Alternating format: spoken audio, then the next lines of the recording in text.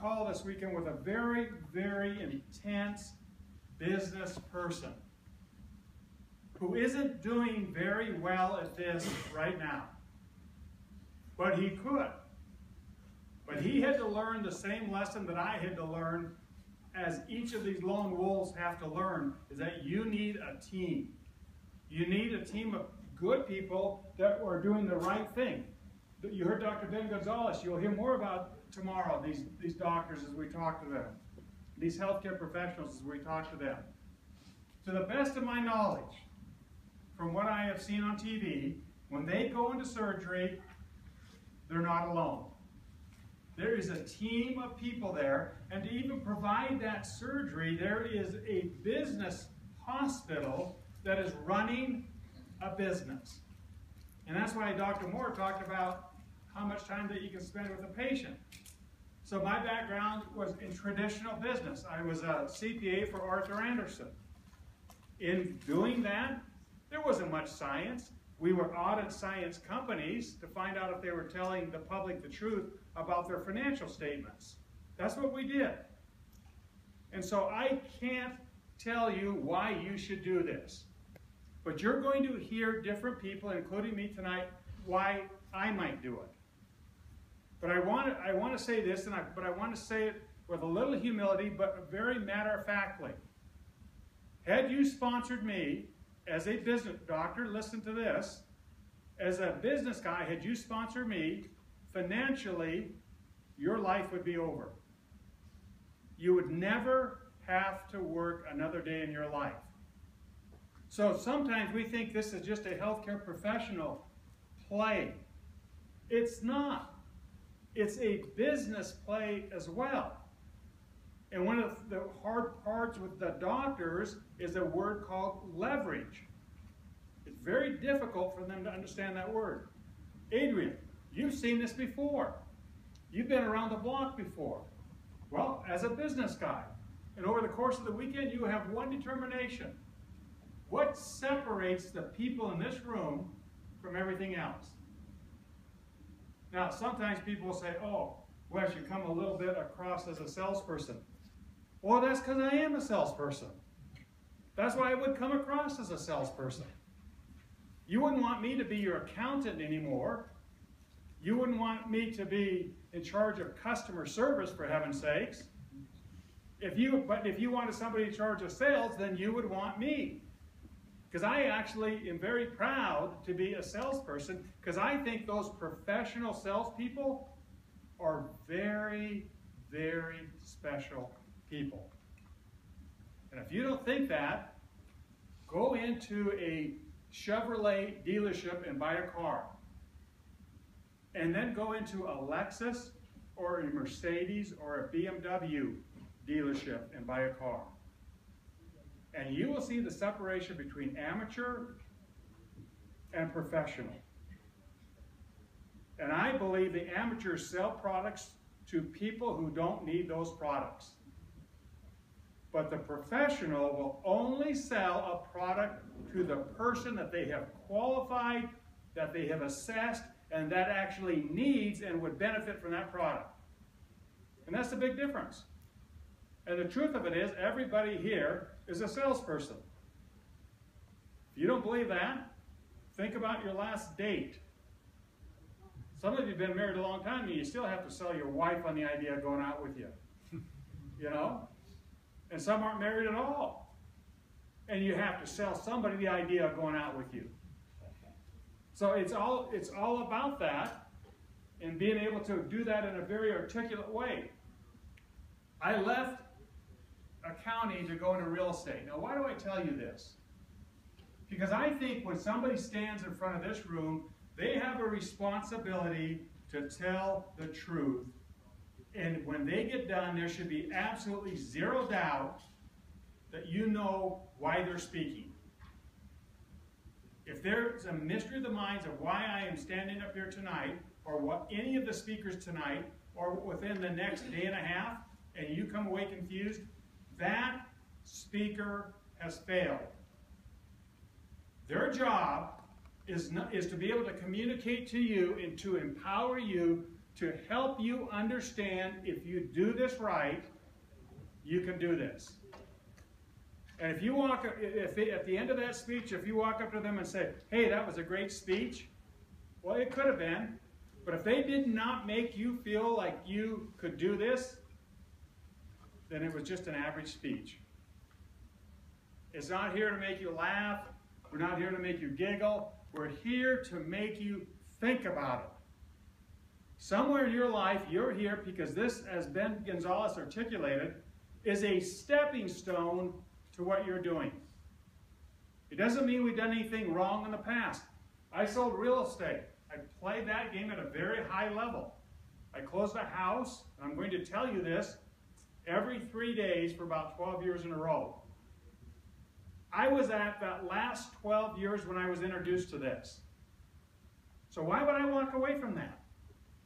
I never made $1 million in commission, but I was 8,000 short on my best year, and I was always up there, but I could never get over that hump.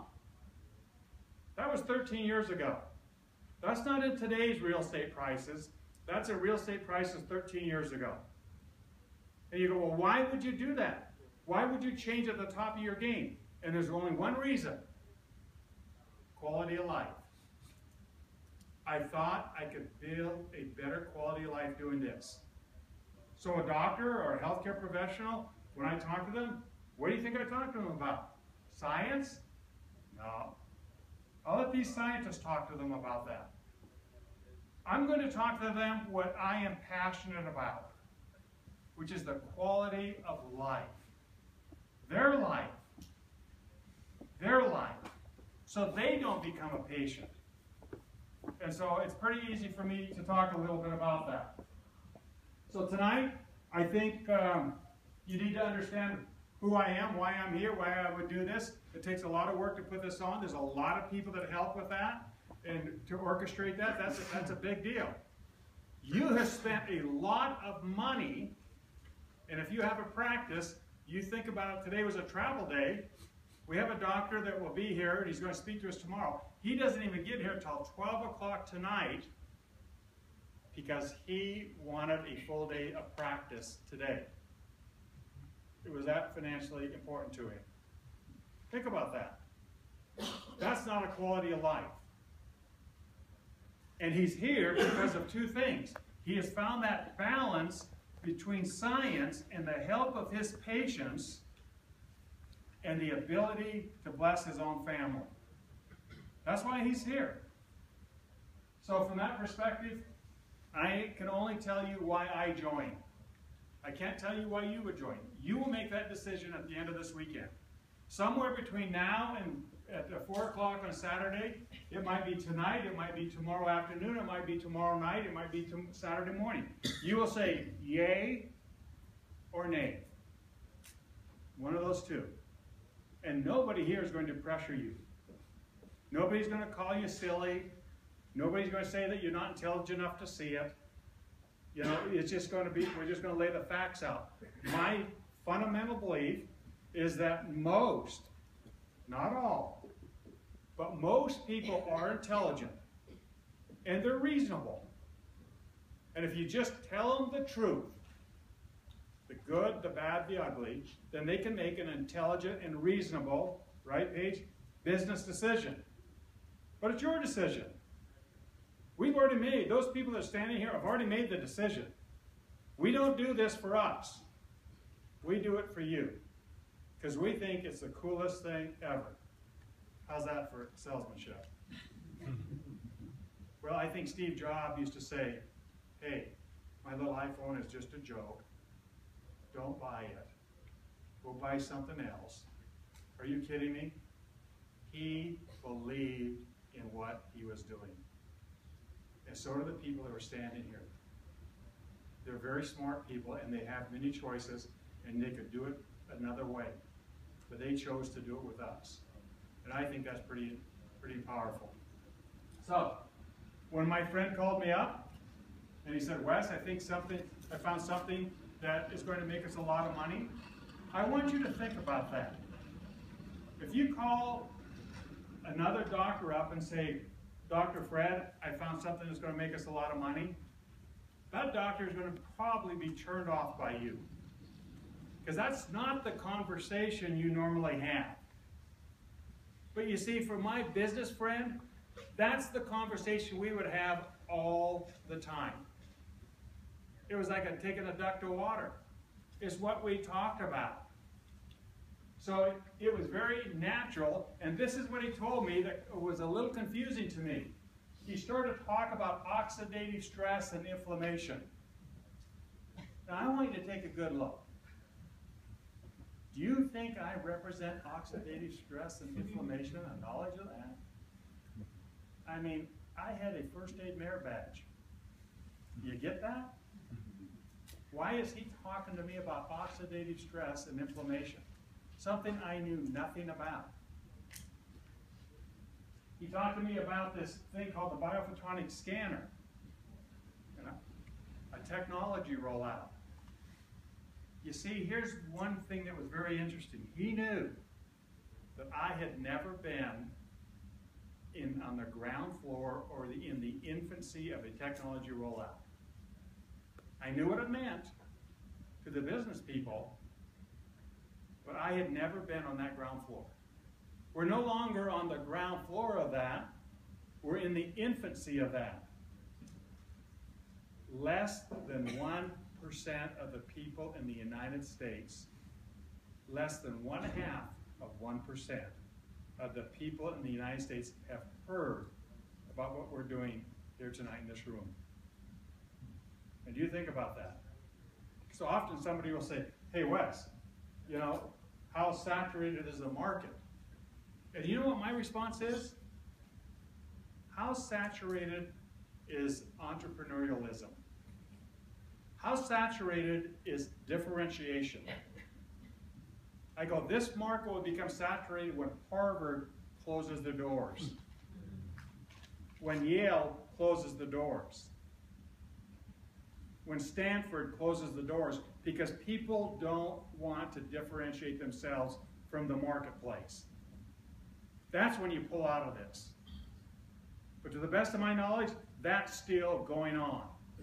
It's a competitive world that we live in. And what we're doing here is a competitive world. And if you really think about it, whether you're a doctor or whether you're a business guy, you get paid on one thing: your ability to influence other people. End of story. And if you can't influence them through your science or through your personality, it's over. And your inability to influence people is directly proportionate to your check as a doctor or as a business person.